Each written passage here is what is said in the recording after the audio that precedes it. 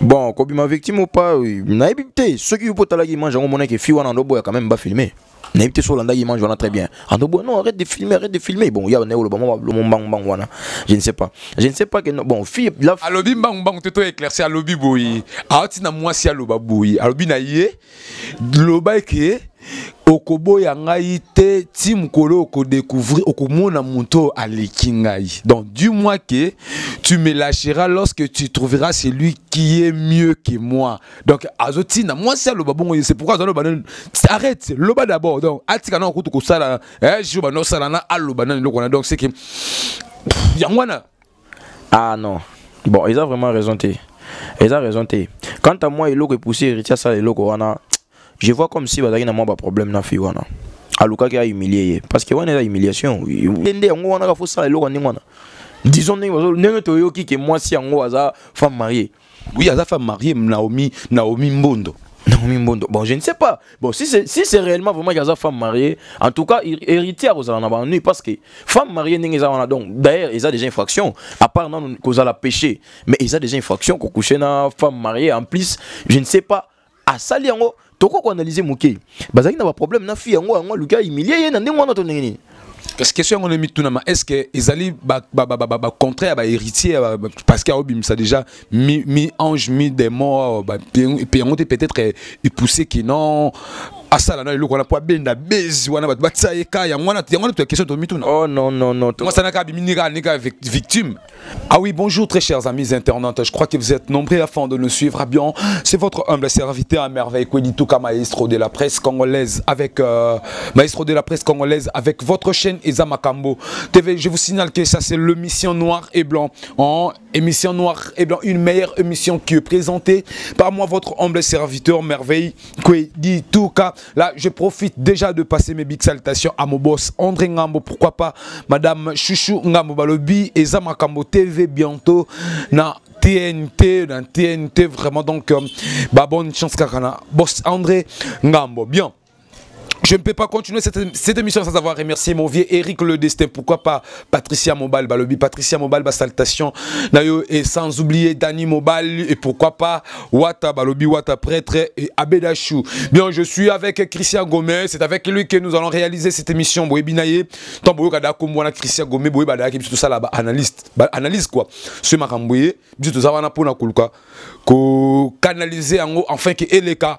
Normal. Balobi, actualité, il y a le lot. Ezali héritier Watanabe affaire vidéo héritier Watanabe vidéo alors vidéo en auto éviter est-ce que vidéo Ezali mutunde mutu a publié en to héritier moi a publié en et puis héritier accouché moi sur un azapena mon femme mariée to aza femme célibataire au balataka ba chaînette Bagourmet Nalokolo.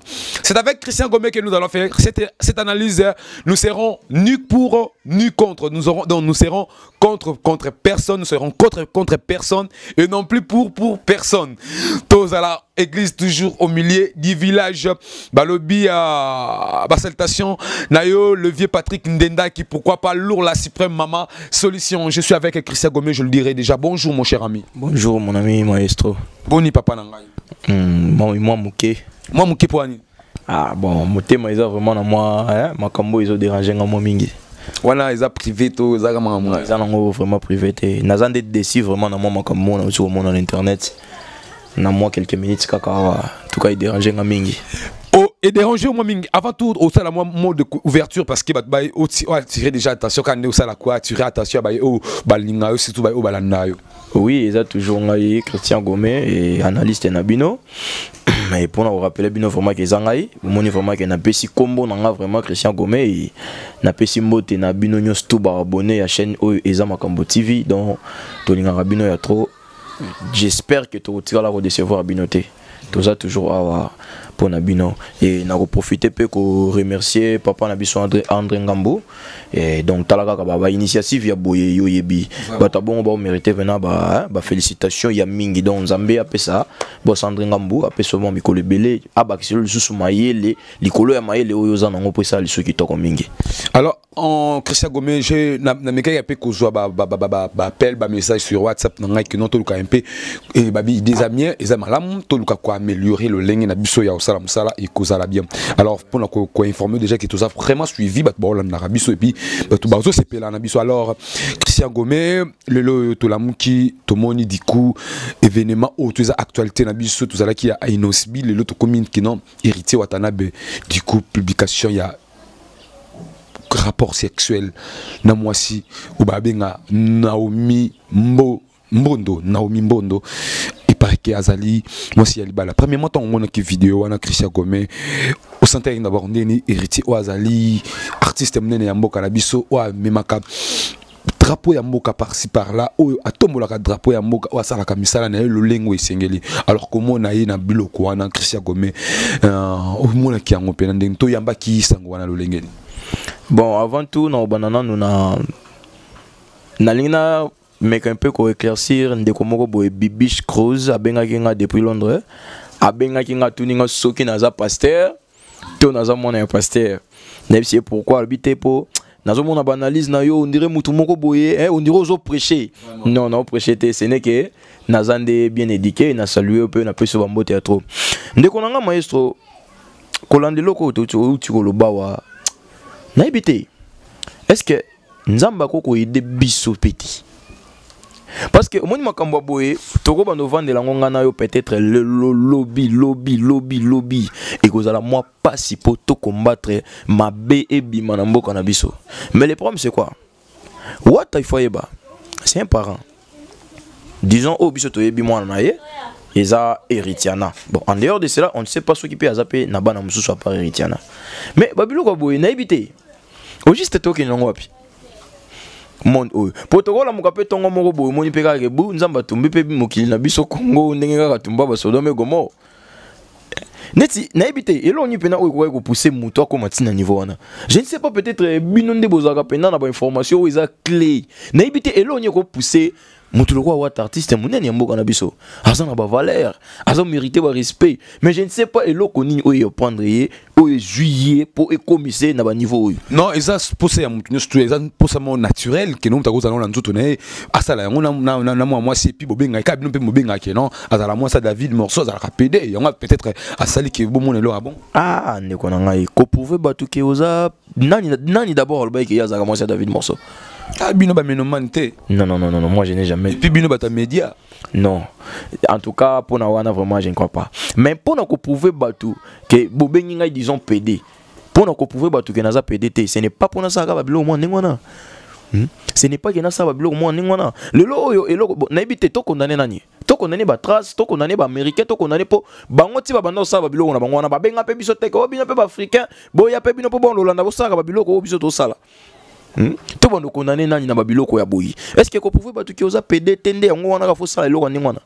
Disons nenge to yoki que moi si yango aza femme mariée. Oui, aza femme mariée Naomi Mbondo. Naomi Mbondo. Bon, je ne sais pas. Bon, si c'est réellement vraiment aza femme mariée, en tout cas héritière aux na ba parce que femme mariée nenge za wana donc d'ailleurs ils a des infractions à part non cause la péché, mais ils a des infractions ko coucher na femme mariée en plus, je ne sais pas à sali yango toko ko analyser moké bazaki na ba problème na fille yango luka humilié na ndenge wana to ndenge. Parce que question on est mis tout est-ce que ezali contraire ba héritier parce qu'il a ça déjà mi ange mi démon et puis on peut-être poussé qui non à ça là le qu'on a pas benda base wana ba tsaika ya wana to question to mi tout. Oh non moi ça na ka biminiga victime. Bon ko bima victime ou pas oui na évité ceux qui vous potala qui mange on que fille wana ndo boya quand même pas filmer. N'habitez sur l'anda, il mange très bien. Non, arrête de filmer. Bon, il y a un je ne sais pas. Je ne sais pas que bon, fille, la alobi bang te to éclaircir alobi boyi. Aoti na moi si aloba boyi. Alobi na ye loba ke okobo ya ngai te tim kolo ko découvrir okomona monto alekingai. Donc du moins que tu me lâcheras lorsque tu trouveras celui qui est mieux que moi. Donc azoti na moi si aloba bongo c'est pourquoi aloba arrête loba d'abord. Donc atika na ko sala je ba no sala na aloba na lokona donc c'est que yangwana ah non. Bon, ils ont vraiment raison. Ils ont raison. Quant à moi, il a poussé héritier ça, je vois comme si il y a un problème dans la fille. Aluka qui a humilié parce que on est la humiliation yo moko mona bien fier on est au boya quand même pas filmer on est là qui peut-être donc ce n'est pas peut-être c'est confirmé que Asali yango pour Aluka a humilié Fiwana pour je ne pense pas et je ne crois pas que Fiwana ça d'accord na ba biloko ngona ce que yo si tu ne penses pas que Fiwana ça d'accord na biloko wana au cause à ce que d'accord que héritier yemoko consciemment ko ça les loko wana n'est-ce pas que le roi balobi que non héritier non ça là ané ko ça la iPhone X net à son bisiko iPhone 11 il est là on appelle ça qui technicien à ça il va transfert ya biloko alongola o ezala ki emimango pardon Asombi azalaki na iPhone X oya na osalela n'est-ce pas auto ko soma sko iPhone 11 o esengi ke non balongola biloko ezana iPhone X et na iPhone 11 yango pesa ke mutu na asali ba je wana a publier na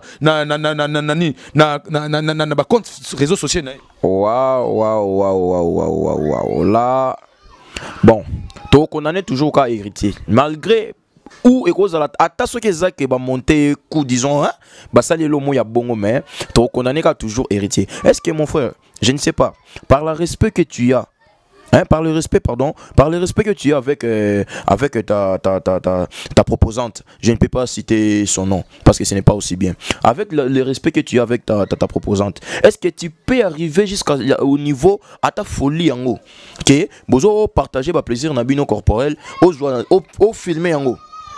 Disons tout ça ba mi lelo oyo soki eza bien peut-être ba tobako lo ba kendingi ko lobi wana ke non ba monter ku ba fil ba zui ba biloko na ye ba publier le yango bon OK ce n'est pas un problème ba salier mabe mais faut te ko banana ya nani et au banana pa na ye moko parce que eloko wana eza disons eza non eloko moko boye au côté quand on a pas souvenir dans hôtel que ba image pourquoi parce que ngana amina yo lelo na ko simba téléphone na masananga maestro ya chombono na mona yo mana net ya borno pena asset no pena na valeur à $350 ya natala nanu papa na ko kuta ba bilo mo ngwana lelo na lobi yo bali mo songo tina ndako bien de bo vivre na wana et ça le bien que na mona déjà ba image ya nidité ya yo na mwasi na yo mais moi songo yo bo vivre na et ça là bien et ça là bien et c'est loko oyo ya ko encourager ngo batute kala te to kozala awa to kozala déjà na TNT to kozala na émission moko ya bana oleka souvent ba jeune to sungana to lobela sir babiloko oyo parce que ezana ba jeune belé ba osala biloko oyo tu vois dernièrement ba to kanga jeune mona matete asali ba plaisir na moi si na ye quand to ke notika ba téléphone na charge boy OK cabine wana muta cabine wana vandi boy azu ba image wana bomba mona febe et kepe donc est arrivé pe kaza pe na ba mis en commun na ba to ba ibifi wana et botaki problème grave na minute jeune wana na prison donc d'ailleurs ninga za wana wata ninga za wana sache le ki na minute ne to boy artiste na biso azan na problème. Azan un problème ni yete mta publier ba bilo azan un problème. Te mta publier yango mo. Disons ninga babiki moi na za femme mariée. On comprend mobile ni on sa ni hormona. Non. Hormona n'est-ce pas? Mobile ni hormona yango. Et puis déjà il paraît da monyango. Ah OK. Na minute ninga za wana libala ya bato zo kabona. Pona nani pona ye. Alors la fille, attends mobile la kolobaki non ba ezali ba bêtise na bango. La fille, tant hormona que non na commis humilié. Pona ba image yo zo kinga na no pekisa yo. A quoi poursuivre pe na ba ndenge moko boy. Nini ozanga fi wana a poursuivre héritier na justice toujours souhaiter ngoté mais moi ça na linga que héritier donc c'est que par bolingo ezali na motema c'est pourquoi ba combien pe na niveau ya kozala na ni bango mi maestro est-ce que tu veux me dire que héritier n'a rien mal fait? Non, que héritier n'a mal fait. Le problème est ali à une fois que non moi c'est mon bal peut-être héritier peut-être que non moi soit la femme mariée. Vous comprenez? Alors à proposer peut-être que non qu'on a la copinage et puis comme le niveau qui non base na rapport sexuel. Alors lorsque la commune niveau ana donc c'est que et ça consentement ezalaki en commun consentement en commun que non yo ozana na yango ngai pe na zana yango biso mibale ba consentement na biso et pousser biso to comme na niveau wana mabe di mal ezaka que non peut-être na muto peut-être à publier ba image wana c'est comme on peut dire et puis ba muto a publier on est sur photo a publier on a attention nini bon oui pourquoi nazo condamner toujours héritier c'est mon artiste. C'est mon artiste. Nalingaraye vraiment. Il y a trop. As artiste nangaye. Pourquoi on a condamné? Acte wana déjà il fait déjà ya ko joie il mange. Parce que wana bon pourquoi tu kenda robata na ba chambre? Ce que c'est le mot boye ils en ont normal. pourquoi tout ça là on a balabalaté donc on a combattu ma foutu chambre sous $50 $20 et d'ailleurs dans la chambre tu bats pourquoi qu'est-ce que vous à la pause à la déranger non seulement pose à la déranger mais nidité ya mutu depuis Adana Eve baby saka ba bomba kanzoto nidité ya mutu comment eloko moko boye ya ko bomba et comment eloko moko ba français ba partie intime bazo benga on se comprendre et c'est eloko ya ko bomba ngana ko nana héritier toujours pourquoi na ko peso adage moko boye au moni lelo tant to ta nzete mutu osilika mais nzete tout moment ko isilanga ba makasa na bala ya katongo nyoso poko nyoso a condamner nzete alors que il ne faut pas condamner nzete faut condamner ba racine ya nzete parce que ba racine wana nde ezo ko pesa vitamine na nzete pour nzete za la bien a pesa ba feuille kauka yo kwe. Tu vois, source ton racine ya likambu oyo ezaka kaye moko wata parce que mutu a publié yango wana ya kota ikuna te pas filmer wata na volonté na c'est par sa propre volonté sa propre volonté a moni que non je ne sais pas eloko oyo ezwaki na ebité bon peut-être bon ba mission mo bazaka père mo wana momi oyo mtu to boya na lukana bangise na ba image ba blo mo ngwana yango peut-être ça la yine ngwana po yo moko mutu zui au filmer ce que zakata hôtel moko boye ba tia ba caméra cachée ba blo mo ngwana. Ah, wana tonga to pesa na biso wata faute te. Oui, a publié yango te. Oui, ba publier yango na place na ye po baluka peut-être ba humilier carrière musicale na ye. Ça on peut le dire. Mais faute eza kaka et pas ya wata parce que ngai na condamné kaka artiste na ngai wata. Bien, très chers amis Internet, comme je vous disais souvent que nous sommes là pour éclaircir les choses et surtout d'être toujours au milieu des deux choses. Donc, bon comprendre, biso, tozali wana pona koluka ete bino, bozala bien, biso peto zala bien, bon comprendre makam malamu, biso peto comprendre makam malamu, c'est pourquoi j'ai l'habitude d'inviter celui qu'on appelle Christian Gomé, en fait, que to sala naye, ba analyse ya boye, tozali wana te pona ko blesser quelque part, mutu moko boye, et non plus pona ko déranger. Mutumako wana na déjà levier d'angle, levier d'anglish, grâce à levier ndongala sia, azakola nangai pourquoi pas nzuz balbi nzuz mawete nzuz mawete, ola nanga gloire ta ma Thérèse, pourquoi pas Gracia Lizarbo Chimène et pourquoi pas Iget Mbiamu bazakola nangai. Alors Christian Gomé lelo yoma esopani Maï Esopani, héritier Watanabe, ba publié, ba publié. Oyo, ezala ki ba moment intime na ye. Mais balobi il paraît que non, ezala sous première fois té, ezala deuxième fois té. Alors Elonin okui quoi porter comme un plus na carrière musicale pour que ezala sauver ya héritier Watanabe, ya koluka un p ko p c'est sous conseil mon enfin que aluka ko tambola sous conseil wana, enfin que carrière na exala sauver. Bon pour na héritier Wata na peso ba conseil na recto na verso.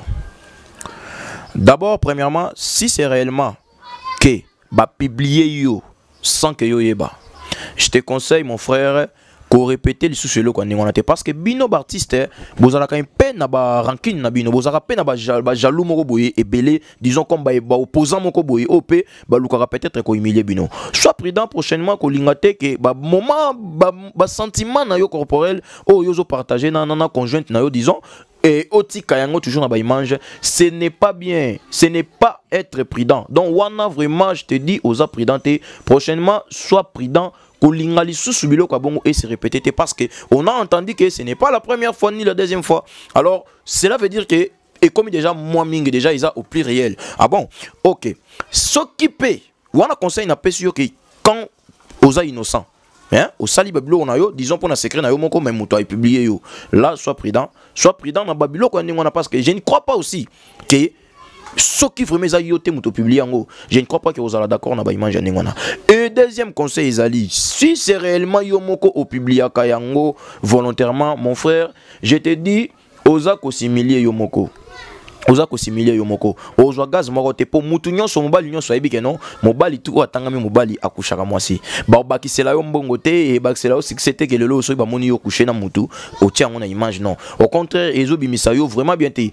Dis-moi maintenant, si ça arrive que ta fille Héritiana a moni biloko ndengwana et ko sala ndenge nini. On se comprend. En tout cas, na pesi yo ba conseil wana mibale, soki eza batu ba publier yo. Faute premièrement eza yo parce que za ki prédenté. prochainement sois prudent. Et si c'est Yomo Konde au public babiloko wana de konanga tika e baxelo le côté et mema on a shit donc babiloko boyongo moni bato ba mo benganga ba okansanga pasteur on dirait prédicateur alors que non, je ne suis pas qu'un simple garçon, nazana ka simple garçon mais nazande muto vraiment nazu éducation mingi. Donc en tout cas wana vraiment isa pona yo soki za na mo eloko moko eloba miawa o eko choquer yo to eko blesser. En tout cas tu peux nous pardonner parce que on était vraiment un peu obligé ya koloba poto sungana. Vraiment Christian Gomé même sur le bip qui paraît que non hérita salé on ezana ba général salé pour que mi ange mi-ange, mi-démon, mi-bima, ezobima, yango abi asala mama bezana a attirer attention à batu yo. Au moins yango te que non moi aime suspect kana bango ba musicien ba luka bazana moi ba stratégie na bango mombwe. Yo ça la fait que ba benda moi popularité. Bon, nako tuna ndeko nanga est-ce que ndenge yo présenter ba émission non bo présenter ba émission oui taleli makambo sexe? Non. Alors, mais aux gens succès na yo. Oui. Si on peut le dire. Oui. On a succès na yo lingami internet mubimbe yebi poto yebi Londres Paris ba yebi. On se comprend. Cela ne veut pas dire que pour attirer attention à ton dégonanga, argument on a tokopé ça yangote. C'est un peu honteux parce que argument on a tokopé ça yangote que non pour nous attirer attention à bateau, faut bateau ba no monde non disons bêtises parce que ce sont des bêtises. Tu vois.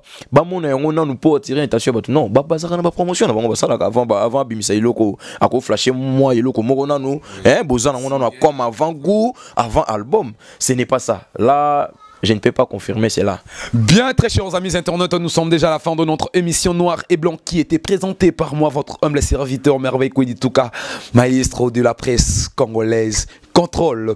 Comme je vous avais promis que nous allons déranger personne, nous serons toujours au milieu, église au milieu du village. Je crois que cette analyse a fait plaisir à vous qui aiment cette chaîne Ezamakambo TV. Je vous demanderai de partager massivement nos liens et surtout de s'abonner massivement dans notre chaîne Ezamakambo TV. Je ne peux pas mettre fin de cette émission sans avoir remercié mon boss André Ngambo Balobi, Bakalate na TNT, Banakin, Boza déjà, Yako Sepela. Donc disons partout dans le monde, vous êtes déjà Yako Sepela, Madame Patricia, hein, Madame Patricia Mobile, Basaltation, on a que Oza Yako Sepela. Christian Gomé, nous sommes déjà à la fin de notre émission. Si tu peux avoir déjà quelques derniers mots et puis quelques salutations au Balingakayo et surtout numéro de téléphone au rappelant on les sous-soumet. Moi déjà commis quand il m'appelle donc c'est que Azawana porté à tout le monde. Si vous avez besoin de lui, vous pouvez aussi de lui appeler. Il n'est pas seulement pour nous émission Noir et Blanc ou chaîne Ezamakambo TV. Donc c'est ça.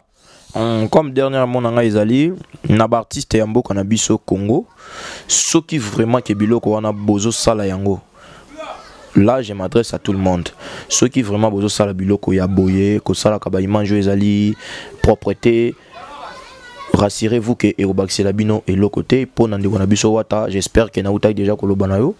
Vous allez un peu prudent et si c'est réellement Yondo Tchakaba Imanjouana, Okoki un peu ko Tikanayo parce que Namonye Loko Erobaxi Layote donc c'est au contraire ils ont affecté infecté disons carrière musicale nayo et pour na numéro nanga ezali plus 243 81 430 14 20 plus 243 81 430 14 20. Et pour mes salutations, je salue mon ami Maestro Koueditouka, l'homme des médias, l'enfant chéri de papa André Ngambu. Et je salue mon vieux Eric Le Destin, Balobi Veyo. Donc, Nalingakayo non posant en bon, mais po aux cannabis bien. Donc, Bambo Tenayo Yangoana, je salue ma base, je salue ma femme, je salue mon fils, je salue mon papa, ma mère, ainsi que toute la famille. En tout cas, Nakoko bossa na pété kopé sera toujours merci Nzambe o azola musara biso poto kutana boyeto solo na lisuki toko boy donc c'est que Nzambe ne pena linga ki poso ki tozo saluer batu mokile bongo yemo créateur. Vraiment. Merci très chers amis internet, nous sommes déjà à la fin de notre émission Noir et Blanc qui était présentée par moi votre humble serviteur Merveille Koueditouka, maestro de la presse congolaise. Je salue toi en Gracia Mabengi, grâce Mabengi, Babik Saltation Nayo, pourquoi pas en levier Eric Le Destin, Balobi prêtre Azamoko Namakalati. prêtre Aza Moko, le vieux Eric, le destin, bah, le bit Tantine Mati, bah, salutation Nayo Zander, pourquoi pas Ritz, bah, salutation Nabino. Nous sommes déjà à la fin de notre émission. Abonnez-vous massivement à notre chaîne Eza Makambo TV pour que vous recevez bah, image, bah, analyse, Yamalam, chef d'état-major Papi Kawaya, bah, salutation et pas Ozali, Lena Lazaï Roise, bah, le bi Gracia M. Kambayo, Gracia Moari, hein, Gracia, bon, Mike Mbayo Moari, bah, salutation na yo ngai na bino to monali susu, mbala ya sima, big up.